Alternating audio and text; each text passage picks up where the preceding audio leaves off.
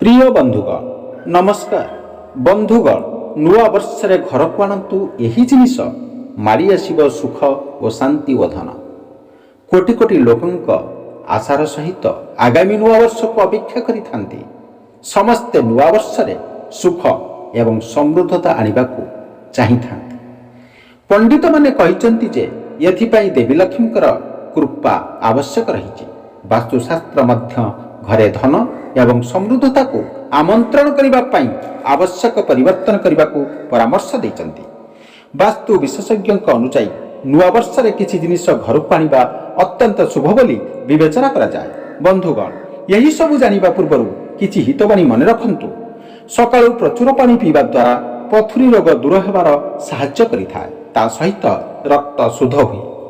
सकाळु उठी प्रचुर पानी पीवा द्वारा कोष्ठ कनिष्ठ दूर होइथाय एवं पेटरे गैस समस्या मध्य दूर होइथाय।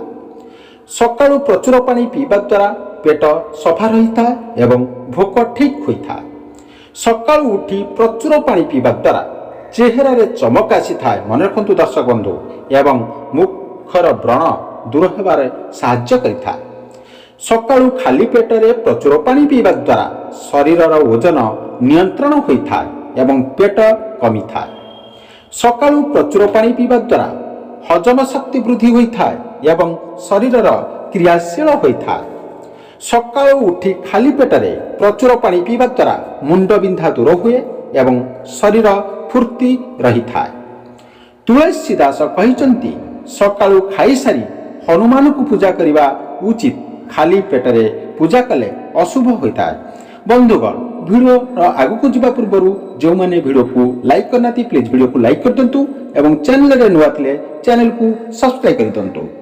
सकाळु घरु बाहरिला बेले जदि सफाई कर्मचारी माने कार्यरत देखंती यह शुभ होइथाय। मन रखंतु दर्शक बंधु सकाळु उठिला परे घंटी शब्द किंबा शंख ध्वनि सुना गले बहुत शुभ होइथाय।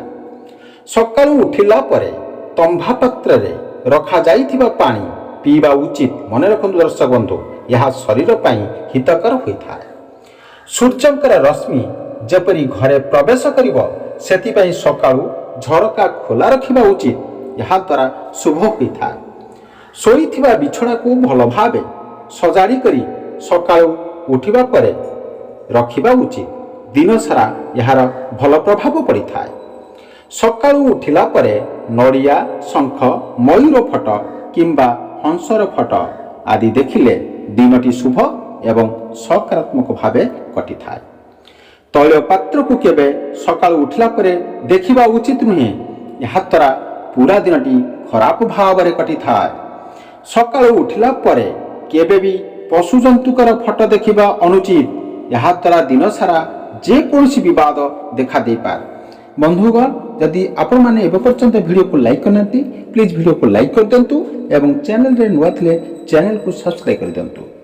सकाळु उठिला परे जदि कुकुर को बाहर लड़ाई करुथिबार देखंती तेबे यह बहुत अशुभ होइथाय। मन रखंतु दर्शक बंधु सकाळु उठिला परे निजर किंबा अन्य लोकंकर छाई को देखिबा अनुचित। यह दुर्भाग्य वृद्धि करिथाय।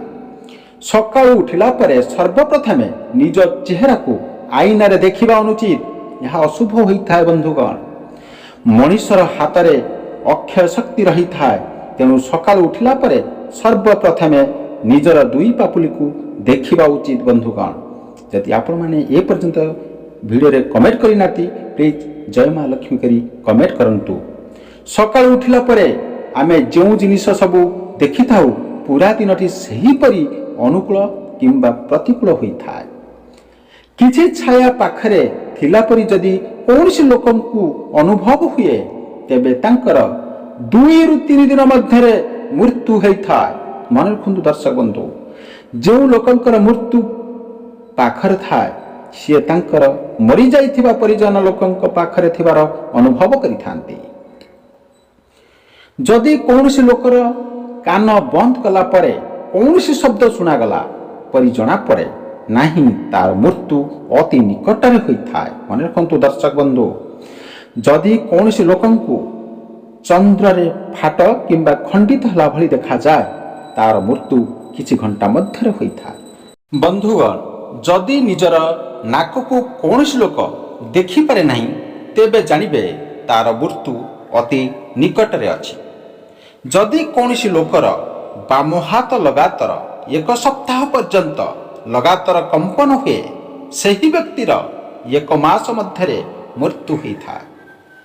ମୃତ୍ୟୁର କିଛି ସମୟ ପୂର୍ବରୁ ସବୁ ଜିନିଷ କଳା ଦେଖାଯାଏ।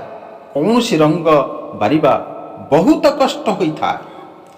ଆଇନା କିମ୍ବା ଖରାରେ ନିଜ ଛାଇକୁ ଦେଖିପାରୁନଥିବା ଲୋକର 6 ମାସ ମଧ୍ୟରେ ମୃତ୍ୟୁ ହୋଇଥାଏ। ଯଦି କୌଣସି ଲୋକ ତେଲ କିମ୍ବା ପାଣିରେ ନିଜର ଛାଇ ଦେଖିପାରେ ନାହିଁ, ତେବେ ତାର ମୃତ୍ୟୁ ନିକଟ ହୋଇଥାଏ। ବନ୍ଧୁଗଣ, ଏବେ ଶୁଣନ୍ତୁ, ଯଦି କୌଣସି ଲୋକର ଦେହର ରଙ୍ଗ ହାଲକା ହଳଦିଆ ପଡ଼ିଯାଏ କିମ୍ବା ଲାଲ ପଡ଼ିଯାଏ, ତାର 6 ମାସ ମଧ୍ୟରେ ମୃତ୍ୟୁ ହୋଇଥାଏ। ସମାନ ଗୋତ୍ରରେ କେବେ ବି ବିବାହ କରିବା ଅନୁଚିତ ଏବଂ ଗୋତ୍ର ଜାଣିନଥିବା ଲୋକଙ୍କ ସହିତ କେବେ ବି ସମ୍ପର୍କ ଯୋଡ଼ିବା ଉଚିତ ନୁହେଁ। ବନ୍ଧୁଗଣ, ମନେ ରଖନ୍ତୁ, ମହାଭାରତରେ ପୁରାଣ ଅନୁସାରେ ଯମରାଜ କହିଛନ୍ତି, ଯେଉଁ ଲୋକ ଅଇଁଠା ମୁହଁରେ ଉଠିକରି ଦୌଡ଼ିଥାଏ, ତାର ଆୟୁ ଶୀଘ୍ର ନଷ୍ଟ ହୋଇଥାଏ। ଅଇଁଠା ମୁହଁରେ ପାଠ ପଢ଼ିବା ଦ୍ୱାରା, ମୁଣ୍ଡରେ ହାତ ମାରିବା ଦ୍ୱାରା ଏବଂ ଶୋଇବା ଦ୍ୱାରା ଆୟୁ ନଷ୍ଟ ହୋଇଥାଏ। ଏବେ ଶୁଣନ୍ତୁ ବନ୍ଧୁଗଣ, ଠାକୁର ପୂଜା କରିସାରିବା ପରେ ବସିଥିବା ଆସନକୁ ଝାଡ଼ିବା ଉଚିତ ନୁହେଁ, ଏହା ଅମଙ୍ଗଳ ହୋଇଥାଏ।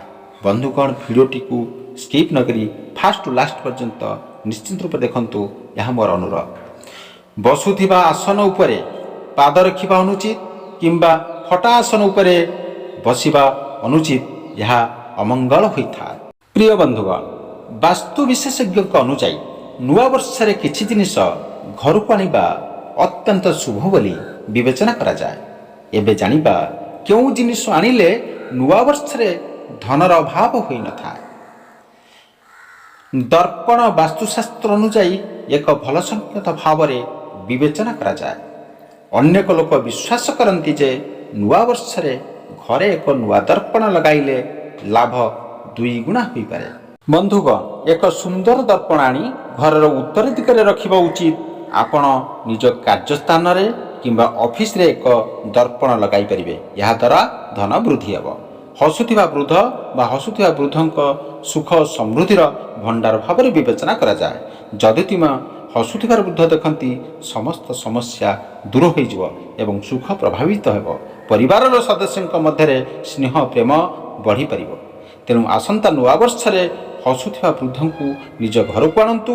ଏହାକୁ ଡ୍ରଇଂ ରୁମ୍ରେ ମୁଖ୍ୟ ଦ୍ୱାର ସମ୍ମୁଖରେ ରଖିଦିଅନ୍ତୁ। ଯଦି ଘରେ ବୃଦ୍ଧ ହସୁଛନ୍ତି, ତେବେ ଧନର ଅଭାବ ହେବ ନାହିଁ ଏବଂ ଧନର ବୃଦ୍ଧି ପାଇବ। ବାଉଁଶ ଗଛ ସ୍ଥାପତ୍ୟରେ ସମୃଦ୍ଧତା ଏବଂ ଦୀର୍ଘାୟୁତାର ପ୍ରତୀକ ଭାବରେ ବିବେଚନା କରାଯାଏ। ଏହା ନକାରାତ୍ମକ ଶକ୍ତିକୁ ଘରେ ପ୍ରବେଶ କରାଇ ଦିଏ ନାହିଁ, ଏହା ବିଶ୍ୱାସ କରାଯାଏ। ଏହି ଗଛକୁ ଘରର ଡ୍ରଇଂ ରୁମ୍ରେ ରଖିବା ଉଚିତ। ଏହାଦ୍ୱାରା ଧନକୁ ଆକର୍ଷିତ କରିଥାଏ। ଘରେ ଏକ ବାଉଁଶ ଗଛ ରଖିବା ଦ୍ୱାରା ନକାରାତ୍ମକ ପ୍ରଭାବ ଦୂର ହେବ। ଏହା ପରିବାରର ସମସ୍ତ ସଦସ୍ୟଙ୍କୁ ସୁସ୍ଥ ଏବଂ ଖୁସି କରିପାରିବ। ଧନ୍ୟବାଦ। Thank you so much watching. ଜୟ ଜଗନ୍ନାଥ।